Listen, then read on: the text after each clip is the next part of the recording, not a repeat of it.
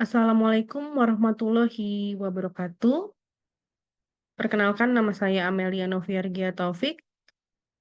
Saya adalah mahasiswa Universitas Cyber Asia.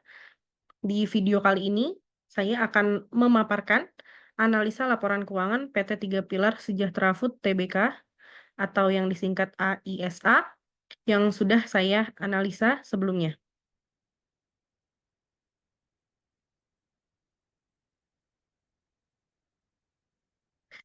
Yang pertama, ada abstrak.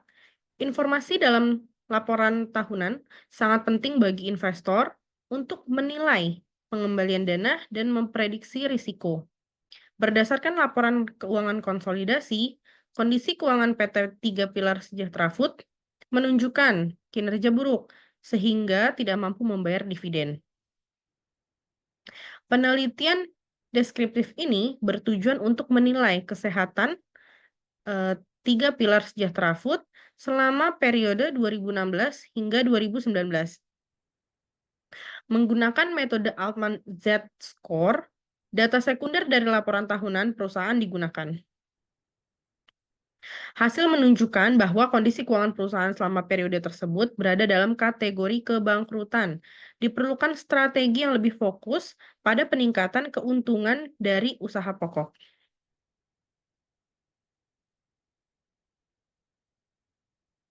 Pendahuluan. Yang pertama, latar belakang. PT Tiga Pilar Sejahtera Food, perusahaan di bidang makanan minuman yang terdaftar di Bursa Efek Indonesia, mengalami penurunan kinerja keuangan yang signifikan dari tahun 2016 hingga tahun 2019. Berdasarkan laporan tahunan konsolidasi, TPSF tidak mampu membayar dividen, menimbulkan kekhawatiran mengenai stabilitas dan prospek masa depan perusahaan. Penelitian ini menggunakan metode Altman Z-Score yang menunjukkan kondisi keuangan TPSF dalam kategori kebangkrutan dengan rasio profitabilitas yang tidak stabil. Faktor-faktor seperti manajemen yang kurang efektif, strategi bisnis yang tidak tepat, dan kondisi pasar yang tidak menguntungkan dianggap sebagai penyebab krisis keuangan. Untuk meningkatkan profitabilitas dan stabilitas, TPSF perlu merumuskan dan mengimplementasikan strategi seperti restrukturisasi operasional, pengendalian biaya yang ketat, dan fokus pada pengembangan produk dengan margin keuntungan tinggi.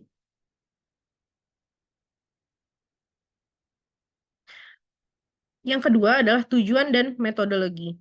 Tujuan dari penelitian ini adalah untuk mengetahui kondisi keuangan pada PT Tiga Pilar Sejahtera Food menggunakan metode Altman Z-Score. Penelitian ini bersifat deskriptif dan menggunakan data sekunder dari laporan tahunan perusahaan. Analisis dilakukan menggunakan Altman Z-Score untuk mengukur resiko kebangkrutan untuk menilai kemampuan perusahaan dalam menghasilkan keuntungan. Pembahasan materi. Yang pertama, pengertian financial distress.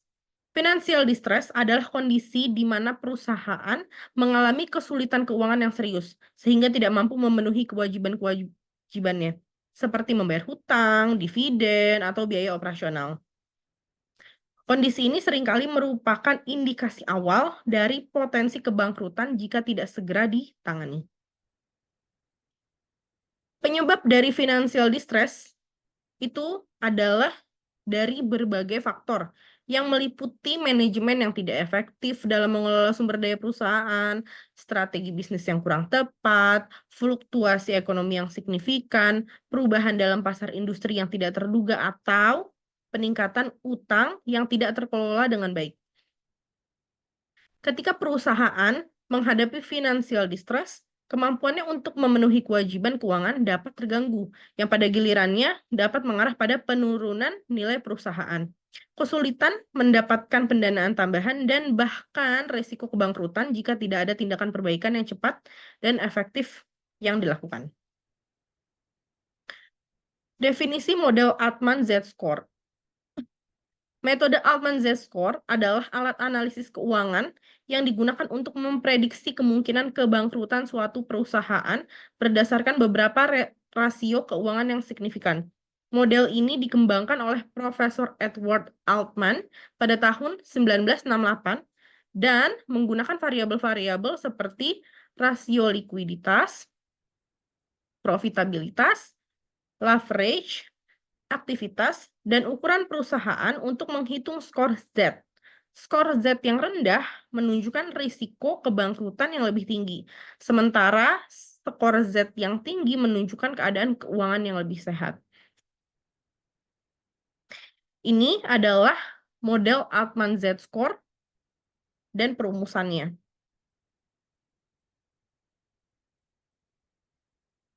Di sini ada Z sebagai bankruptcy index, yaitu adalah Altman Z-score-nya. Yaitu ada selanjutnya ada variabel X1, X2, X3, X4, dan X5 yang sudah ada penjelasannya di video ini. Keterkaitan financial distress dengan Altman Z-score. Jadi, financial distress dengan model Z-score memiliki keterkaitan karena model Z-score digunakan untuk mengukur kemungkinan kebangkrutan suatu perusahaan berdasarkan analisis rasio keuangan. Model ini mengidentifikasi tanda-tanda awal financial distress melalui penilaian terhadap rasio likuiditas, profitabilitas, leverage, aktivitas, dan ukuran perusahaan. Dengan demikian, semakin rendah skor Z-score suatu perusahaan, semakin tinggi kemungkinan perusahaan tersebut mengalami financial distress atau bahkan kebangkrutan. Model Z-score membantu investor dan analisis untuk mengevaluasi stabilitas keuangan perusahaan secara objektif dan mengambil tindakan pencegahan atau perbaikan yang diperlukan jika diperlukan.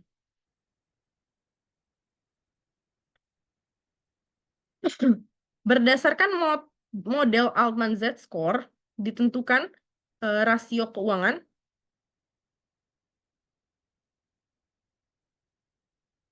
untuk tahun 2016 hingga tahun 2019.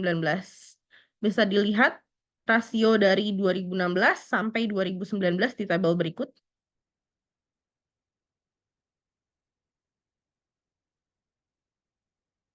Pembahasannya dari tabel yang slide sebelumnya, berdasarkan perhitungan Altman Z-score, kondisi keuangan PT Tiga Pilar Sejahtera Food pada tahun 2016 menunjukkan ketidakpastian di zona abu-abu, sementara pada tahun 2017 dan 2018 masuk dalam kategori bangkrut. Meskipun ada perbaikan pada tahun 2019, modal tersebut masih mengindikasikan kondisi yang rentan terhadap kebangkrutan.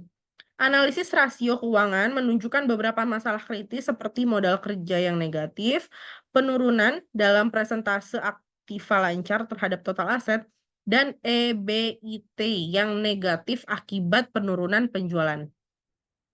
Meskipun demikian, terdapat peningkatan dalam beberapa rasio operasional pada tahun 2019, menunjukkan upaya perbaikan dalam kondisi operasional perusahaan. Kesimpulannya, berdasarkan analisis laporan keuangan tahunan, PT Tiga Pilar Sejahtera Food mengalami financial distress selama periode penelitian karena kewajiban yang melebihi aset perusahaan. Metode Altman Z-score menunjukkan bahwa pada tahun 2016, perusahaan mulai mengalami tekanan keuangan yang mengarah pada kebangkrutan. Dan pada tahun 2017 serta 2018, perusahaan berada dalam kategori bangkrut. Meskipun demikian, upaya perbaikan dari tahun 2016 hingga 2018 berhasil meningkatkan kondisi keuangan pada tahun 2019, meskipun dengan Z-score masih menunjukkan kategori bangkrut. Pengelolaan aset yang lebih baik pada tahun 2019 membantu meningkatkan jaminan operasional dan kemampuan perusahaan dalam membayar kewajiban keuangan serta menghasilkan penjualan. Berikut adalah daftar pustakanya. Terima kasih. Jika ada salah-salah kata dalam video ini, saya memohon maaf. Wabillahi taufiq wal hidayah. Wassalamualaikum warahmatullahi wabarakatuh.